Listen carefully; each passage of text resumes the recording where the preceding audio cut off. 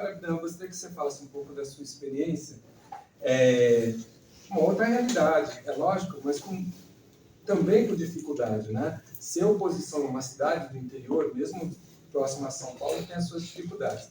Então, eu queria um pouco que você contasse a sua trajetória, é lógico, né? Resumidamente também, mas como essa questão da mobilização, como que foi, primeiro como você entrou na política e como que você fez para dar engajamento e mobilização numa cidade pequena. Depois a gente vou entrelaçar com o que a gente está falando, porque vai, coincidentemente ou não, o foco da Abdan, apesar de ser um afrodescendente ou um menino negro, ele não é a pauta dele. A pauta dele é educação, e ele é um dos coordenadores do programa Pé de Meio. Não, legal. Mas conta a tua primeiro. Não, bacana. Obrigado pelo convite, uma baita responsa estar aqui com a Ana Carmen. Então, baita prazer estar falando com todos vocês aqui nessa mesa. Vou contar rapidamente a minha história, como que eu entrei na política. Eu acho que, de Preto, a minha trajetória na política lá do Embu, que é muito complexa, o Livro conhece um pouco, eu acho que ela foi me colocando numa zona de literalmente aprender na prática como que a gente mobiliza, como que a gente traz as pautas da educação, do movimento negro para dentro do debate político. Então, acho que eu tenho muita história bacana para contar aqui, vou tentar ser sucinto, né? Qual que é a minha história? Eu nasci na Zona Sul de São Paulo, filho de uma mulher preta, que é a Cleide, que largou a escola na 5ª série para trabalhar em casa de família. Meu pai, marceneiro, aprendeu esse ofício com 14 anos e começou a trabalhar, teve que sair da escola também para trazer comida para dentro de casa. No 2º ano do ensino médio, com 16, 17 anos ali. Eu cresci num bairro, eu nasci ali na Zona Sul, ali no Valo Velho, quem conhece ali, perto ali do Embu, Tapsirica. Com 12 anos me mudei para Embu e fui morar no meio do mato. Pra vocês terem ideia, a rua que eu cresci, a estrada de terra até hoje, energia elétrica é gato, puxa da rua de cima, porque não tem ainda a infraestrutura na rua que eu cresci. Ainda? E a fossa de casa eu e meu pai fizemos. Fossa séptica ali, porque também não tem Sabesp lá. E eu cresci nesse ambiente, vocês imaginam, os pais não terminaram a escola, estudando numa escola pública que a diretora cortou um madeirite no meio do refeitório, porque não tinha sala para todo mundo.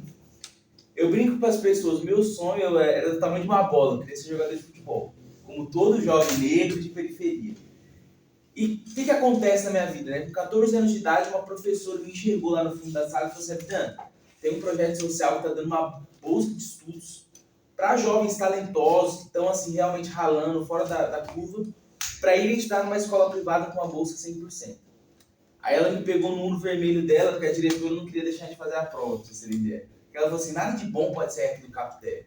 E a professora escondida me pegou no ninho vermelho dela e me levou para fazer a prova. E aí qual que é o resumo da obra? A gente passa na prova, fui o primeiro da escola, da história da escola, a conseguir essa bolsa de estudo lá em Cotia. E tá lá o Abdan, filho da Cleide. Com 14 anos eu fui para uma escola chinesa de R$5.000 a mensalidade. Aí lá eu tinha aula de inglês, espanhol e chinês. Tinha aula de teatro, artes plásticas, música. Então é isso, eu brinco com as pessoas que a minha história é uma história de exceção porque o talento, a inteligência das pessoas não escolhe endereço, né? E eu, naquele lugar muito simples, muito humilde, tive essa oportunidade que mudou minha vida, né? Me colocou para estar numa escola de um baita potencial. E aí foi essa escola, né, que me deu a oportunidade de ir para fora do país, fazer um curso de verão em Harvard e aprender inglês. Me deu a oportunidade de ser o primeiro da família a cursar a universidade pública. Eu formei engenharia lá na Poli, na USP também. E aí foi interessante porque essa história que eu estou contando para vocês, eu sempre gosto de falar que mostra o quanto a educação tem um poder multiplicador, né? Porque é isso, a minha vida estava sendo transformada, isso é meio óbvio pela história que eu estou contando, mas o mais legal, quando eu comecei a prestar os vestibulares, isso começou a mexer com a minha família também, né? Então eu chegava em casa com um monte de matéria para estudar de física, química, matemática, mas eu me perguntava: o que é isso? O que é isso, meu filho? O que é química orgânica, né? Eu não tinha tido ensino médio ainda. E aí eu faço os vestibulares, passo na USP, primeiro da família cursou na universidade pública. Minha mãe e meu pai fizeram o Enem junto comigo. Minha mãe ganhou uma bolsa 100% do ProUni para cursar pedagogia. Meu pai ganha a bolsa metade ProUni, metade FIES para cursar engenharia civil também. Então a minha história ela foi literalmente transformada da água para o vinho pela educação. Que foi um pouco do que me guiou para, no meio da engenharia, começar a mover minha carreira para trabalhar com impacto social. Então eu peguei a USP no momento que a gente na transição ali para aprovar a política de cotas. Eu comecei a fazer, ao invés de trabalhar em obra, etc., comecei a trabalhar com educação aqui na Secretaria Municipal de Educação do município de São Paulo. Fui trabalhar em ONGs com educação e comecei a entender que o meu propósito não ia ser trabalhar construindo prédio, ponte. Eu queria trabalhar com impacto social e com educação. Fazer outras pontes. Foi aí que gira a chavinha na minha cabeça de ir para o poder público, né? Porque eu percebi que eu precisava ter na outra ponta gente séria, bem intencionada, que veio de baixo também, gente preta, para lutar por nós dentro do poder público, né? E aí em 2020 saio candidato, viro vereador em Embu das Artes, que eu brinco que é uma cidade complexa, por quê? O ex-prefeito da cidade, para vocês terem ideia, antes de ser político, foi o prefeito que eu peguei no meu primeiro mandato, que foi turbulento. Antes de ser político, ele foi preso 2 vezes. Eu lembro. Você lembra? Você é da região ali, você conhece a fama dele. Passarinho. A primeira por roubo de carro e a informação de quadrilha e tal, e a segunda por roubo de carro forte, com uma submetralhadora na mão. E calhou, se aligou os astros ali, de eu ganhar a eleição e, obviamente, o contexto político de cidade pequena, todos os vereadores fecharam apoio com esse prefeito. E só um maluco ficou na oposição dele, que fui eu. E aí a gente começou a fazer um enfrentamento, né? Que aí começa... Prefeito metralhador. Prefeito metralhador é boa, nunca tinha ouvido. Esse apelido foi bom. E aí qual foi a grande sacada, né? Que eu acho que eu falo que eu saí um pouco dessa zona de conforto de preto, para começar a ter criatividade e pensar formas de lutar contra esse sistema, né? Porque eu estava ali, o único de oposição. As câmaras municipais têm um fenômeno que é, como é uma política muito comunitária, nós temos até uma porcentagem de parlamentares negros nas câmaras municipais. Porém, eu era o único ali com letramento racial e o único de caráter progressista. E a gente começou o enfrentamento. Primeira semana eu percebi que eu não ia conseguir aprovar a projeto de lei, né? Tava todo mundo contra mim. Eu sempre perdia, né? Era 16-1, né? 17 vereadores. O que eu comecei a fazer? Comecei a fiscalizar o Poder Executivo. E aí eu acho que tem uma história legal para contar, que é, em 2022 teve talvez o grande caso de fiscalização que eu fiz, que foi o seguinte: eu ali, o jovem negro de periferia, com esse letramento racial, que infelizmente não chega para todos os parlamentares, aconteceu um caso de racismo bizarro do presidente da Câmara de Embu. O sujeito à época, que era protegido do prefeito, foi para o Rio de Janeiro e ele foi, depois eu conto o que a gente descobriu, mas o que saiu nas mídias, né? Ele estava lá num condomínio e ele começa a fazer insultos a uma mulher. As meninas trabalhavam naquele condomínio, falando que não falava com mulher. E aí quando o Isaac vem pedir, que era o supervisor do condomínio, vem pedir para ele abaixar a caixinha de som, porque ele estava tumultuando na piscina lá, ele fala: não toque em mim que todo preto fede. Saiu no Fantástico esse caso. Que ele foi tirado da piscina com aquela cueca vermelha ridícula. O que foi interessante? Esse sujeito era presidente da Câmara à época em Embu das Artes, eu o único vereador de oposição, e a gente pegou esse caso para fiscalizar. O que é legal de preto? Nesse caso a gente descobriu que, além de tudo isso, ser racista, misógino lá com as meninas, machista, etc., ele foi com um carro oficial para o Rio de Janeiro. Então aqui imputa nele peculato, improbidade administrativa.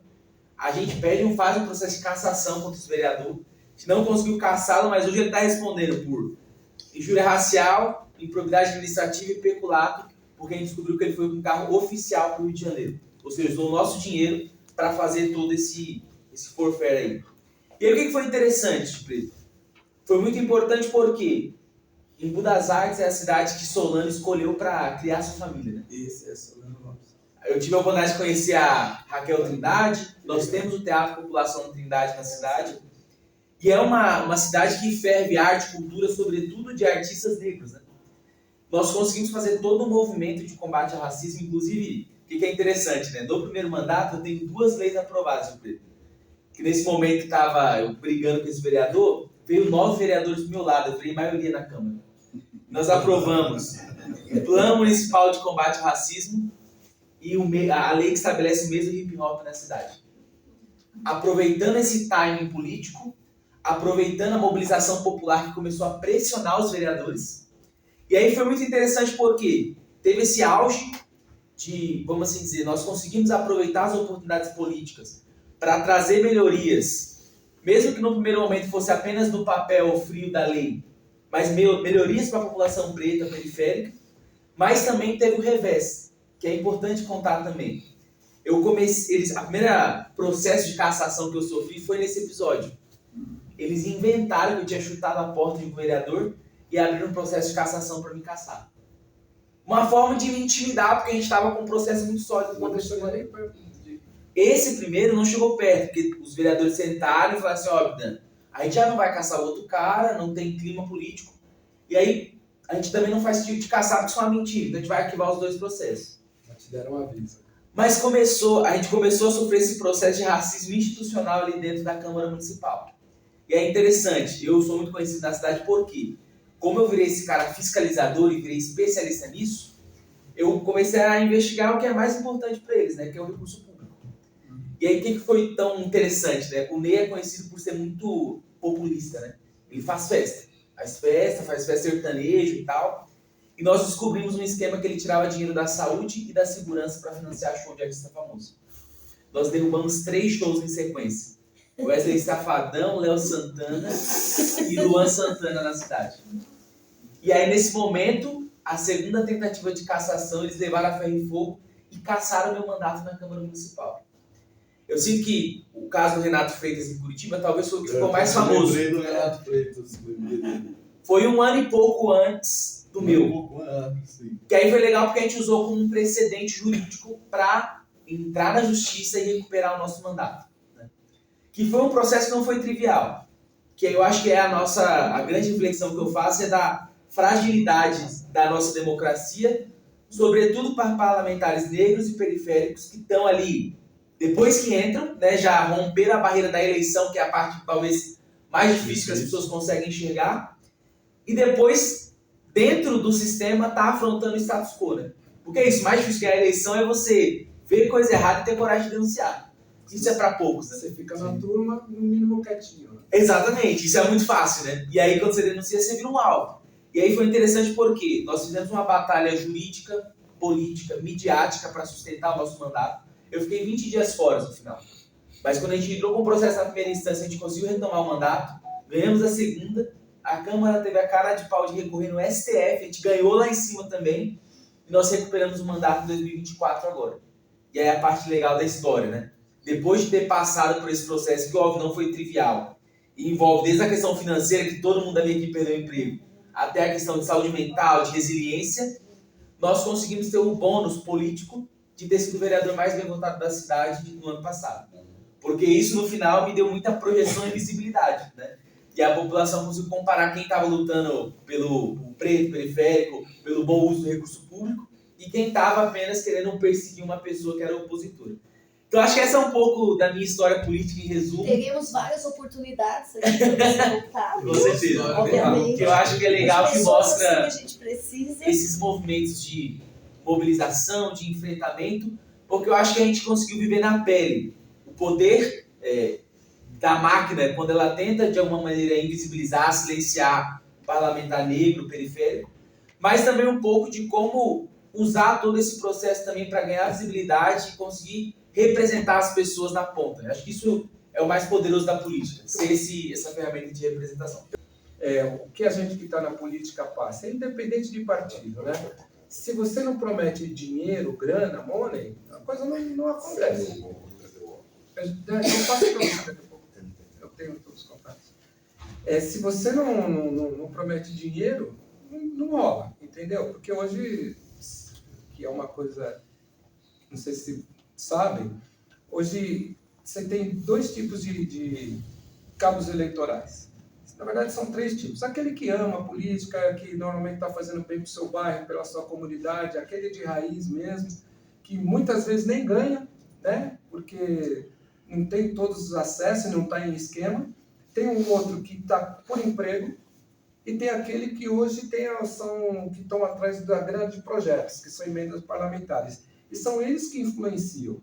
Então, por exemplo, uma pessoa que tem um projeto que mobiliza 2.000 pessoas, ele ganha dinheiro e influencia 2.000 votos. Então, é o que acontece. Estou falando da realidade de São Paulo, que também não é tão longe, que acontece um pouco assim. Então, hoje a mobilização e a tentativa de engajamento está enfrentando isso, de pessoas que realmente se preocupam. Né? A gente que tem a oportunidade de morar e conhecer outros países também é difícil, mas ainda existe aquela de participação política é tão normal e importante como ir para o jogo, ou como ir para a igreja também. No sábado, eu vou na igreja de manhã ou à tarde, vou na reunião comunitária que fala de política, eu vou pegar o prefeito, depois eu vou jogar antes. Isso, em outros lugares isso é normal. Para a gente não é tão normal. Mas a fala de vocês deu para mim uma questão, poxa, nós temos bons exemplos. E aí a gente pode pegar, já pensando para o ano que vem, eu vou fazer um resumo mental aqui, pensando nas próximas eleições. E aí não estou falando em vote em mim, eu estou falando de se importar com política. Dentro de cada área, você é um pouco mais da educação, Abidã, o Ivair, que trabalha com educação, mas focada na questão da defesa da população negra, você que está dentro de uma comunidade evangélica também, como que a gente pode despertar para essas pessoas, de uma maneira produtiva, o interesse pela política? O engajamento vem depois, mas o interesse. E aí eu vou começar daqui para cá. Vou começar pelo Abidã, que você está aí quentinho e ainda vai. O ano que vem você disputa alguma coisa, Abidã? Sim. Você vem para... Deputado estadual. Você gostou mesmo do negócio, né? Eu gosto de campanha. Então, talvez seja um dos problemas aqui no Brasil, que a campanha é apaixonante, a gente vive muito de campanha em campanha. Então, você vai numa, já está pensando em outra, vai uma e vai pensando em outra. Mas vamos lá, Abidã. Rapidamente, que não se encerra hoje, Claro, vai conseguir. Como que a gente consegue engajar as pessoas? Cara, assim, é engraçado, quando vocês começaram a falar, eu lembrei de uma entrevista do Mano Brown para Diplomatique. É bem antiga essa entrevista, né? Que o repórter pergunta para ele: mas o que você tá achando dos jovens que estão curtindo trap, sertanejo e tal? E ele fala assim: não dá pra gente culpar as pessoas se o trap ou o sertanejo tá tocando o coração das pessoas, né? Não dá pra gente criar gente que era do boom bap, tradicional e tal, achar que todo mundo tem que gostar do estilo de música que a gente gosta, né? Ele fala assim: talvez o problema tá na gente, né? A gente não tá conseguindo tocar o coração das pessoas como o sertanejo, como o trap tá conseguindo tocar. E aí, para mim, a mensagem é muito clara. Eu acho que o nosso desafio, enquanto políticos, né? Enquanto partidos, enquanto movimentos sociais, é pensar como que a gente consegue tocar o coração das pessoas. E, de fato, tocar nas dores das pessoas, né? Que aí a minha avaliação política, pensando nisso, é que eu sinto assim, historicamente, nas últimas 3, 4 eleições, eu sinto que a gente teve um fenômeno no Brasil de que os outsiders, né? Os caras, às vezes, até que já estavam na política, mas se diziam fora da política, conseguiram tocar nas dores reais da periferia. E muitas vezes até nas dores reais da população preta. Aqui na capital, a gente teve o exemplo do Marçal, né? Ele falava de teleférico, colocar empresa nas favelas. E ele, de uma maneira estúpida, completamente rasa, superficial, conseguiu, de alguma maneira, tocar no coração das pessoas que, às vezes, os acadêmicos, os políticos tradicionais de terninho e gravata, não conseguiram tocar. E aí eu acho que atrelado a isso, que aí eu tô falando mais de como a gente discursa, como a gente fala, como a gente toca o coração das pessoas, eu acho que um caminho muito massa que eu tenho visto nas últimas experiências até, não só eleitorais que eu tenho vivido, é que o que mobiliza hoje, eu sinto que é o movimento social, né? As últimas grandes manifestações que nós fizemos até contra a PEC lá da blindagem, etc., tiveram os movimentos sociais organizados que encamparam e lideraram isso, né? E aí o que eu acho interessante, né? Quando a gente fala em movimentos sociais organizados, a primeira coisa que vem na cabeça é o sindicato, algo assim, que eu acho que são os movimentos tradicionais, que foram muito importantes na redemocratização, etc. Mas hoje o que eu tenho visto na juventude preta, periférica, é que hoje, para nós, o movimento social na nossa linguagem, a gente está falando de cursinho popular, a gente está falando de slam, batalha de rap, isso mobiliza, né? Eu acho que o nosso desafio é como a política se conecta com esses movimentos para que a gente consiga, de fato, trazer pautas reais e dores reais para dentro da política, né? Então, acho que essas duas coisas, para mim, que fazem sentido e vai fazer a gente andar. E aí, vou fazer uma provocação para você, porque o Abidã falou de dores reais. A questão racial ela é muito subjetiva, né? Para nós, não. E ela toca, ela dói, machuca. Mas, ainda hoje, a gente fala...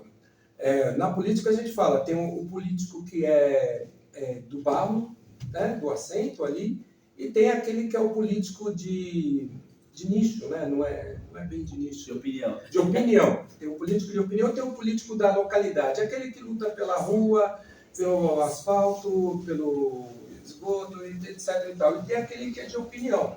Por exemplo, a Renata Falzoni, que é do Manuel, ela é híbrida, mas também é de opinião. Ela vende, entre aspas, ela vende, né, que eu estou citando aqui, ela vende a questão da mobilidade, que ainda é muito difícil de se pegar. Como que a gente, pensando em movimento negro, consegue mobilizar e trazer essas dores reais para uma coisa que é um pouco, ainda não tão tangível? A gente sofre quando sofre racismo, quando apanha da polícia, etc. Mas ainda, para uma boa parte da população, é tangível. Como que a gente consegue? O que eu tenho visto aí vai um pouco na direção que ele está falando. Então, você precisa oferecer para a população alguma coisa tangível. Né? O que eu quero dizer é o seguinte: se você votar num bairro e você sabe que tem problema de alimentação, você tem que fazer um trabalho da cesta básica para aquela fazer a política e tal. Se você percebe que o pessoal do Santo está sofrendo discriminação, você tem que oferecer uma assessoria jurídica para combater aquilo ali e tem que deixar claro que aquilo é uma ação política e tal. O que não podemos continuar fazendo é discutir, falar sobre o racismo de maneira muito abstrata. Você tem que oferecer alguma coisa muito concreta para a população, para ela entender que você está do lado dela e tal. Desculpe, as dores nós conhecemos quais sejam, né? A gente precisa saber trabalhar essas dores e atendê-las e tal. Então, eu acho que o nosso discurso, pelo discurso, não dá mais sacanagem. Nunca deu conta da gente conseguir votos em relação a isso. Mas eu falo isso porque, por exemplo, uma grande referência para nós hoje, nacionalmente, é o Renato, lá do Paraná. Né? E o Renato, lá no Paraná, como é que ele consegue voto? Além de fazer esse trabalho de rua, fazer o trabalho de corpo a corpo, ele tem lá um galpão, no meio da comunidade, onde ele oferece cestas básicas para a comunidade. Ele atende a comunidade dando cestas básicas, oferecendo alguma coisa nesse sentido.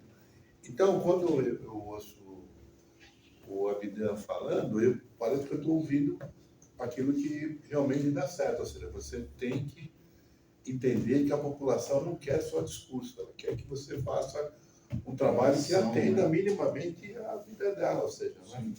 Se você não pode dar um emprego, se você não pode, você tem que ter você tem que oferecer algum tipo de serviço que você fique claro, olha, aquilo ali foi feito por aquela liderança negra.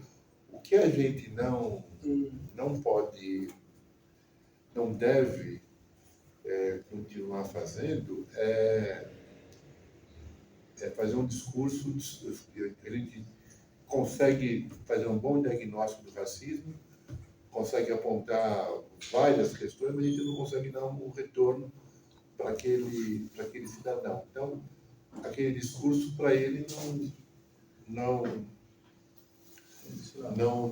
que não diz nada, diz alguma coisa, mas é preciso oferecer alguma coisa, né? Que seja um corte de cabelo, seja um par de óculos, mas você tem que oferecer alguma coisa concreta para aquele indivíduo e tudo mais. É que nós fomos criados a vida inteira a fazer discursos contra o racismo, né? Mas isso não é suficiente para você conseguir votos e tal. Fernando, para encerrar, para você fazer o fechamento, dentro da sua experiência, e aí pensando, entendendo que o mundo evangélico é diverso também, né? Por favor, né? E cada um tem a sua maneira. Mas se a gente está falando, e aí vai, que é uma das lutas que a gente tem que pensar, que gosta da política, Abdan, é que... Deixa eu fazer uma coisa que eu queria... Eu pensei em falar e me atrapalhei e acabei esquecendo de falar. É o seguinte, na última eleição, eu acompanhei a candidatura de vários candidatos do PSB. Em dado momento, eu tive os embates internos, e aí um assessor chegou para mim e mostrou quanto cada um daqueles pré-candidatos iam ter de votos. Mas como é que ele fez esse cálculo? Ele sabia de antemão quantos iam fazer.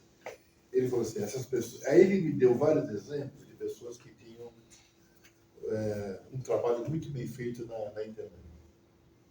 Um trabalho, pessoas que tinham lá 10 mil, 20 mil, 50 mil. Então, eu sempre discuto, né, vida? Se nós nos reuníssemos aqui, só as pessoas que estão aqui, e se colocassem à disposição de divulgar o nome do habitante, só nós aqui, a nossa rede. Minha rede, sei lá, atinge 10 mil pessoas.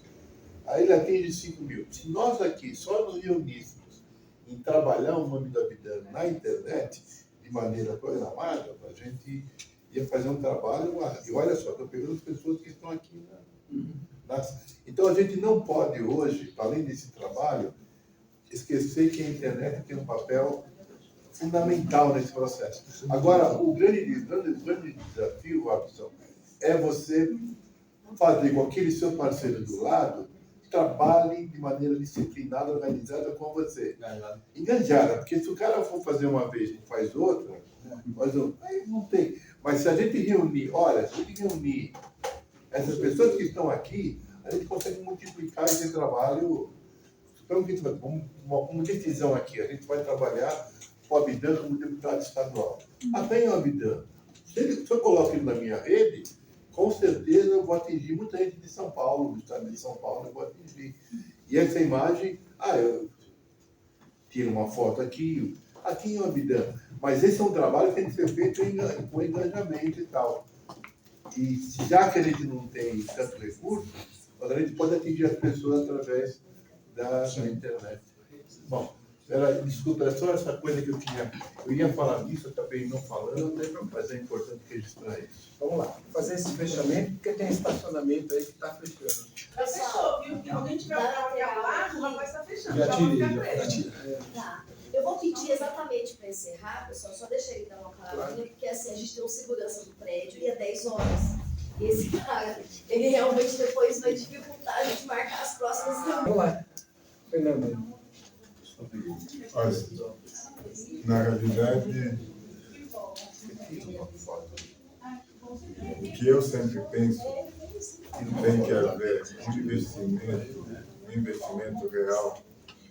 Se nós queremos, de fato, políticas reais de longo prazo, tem que ter grandes projetos para a criança. Porque quando você traz projetos para a criança você consegue mudar. O adulto, dificilmente você muda. E quando você atinge uma criança, você atinge a família, atinge os pais.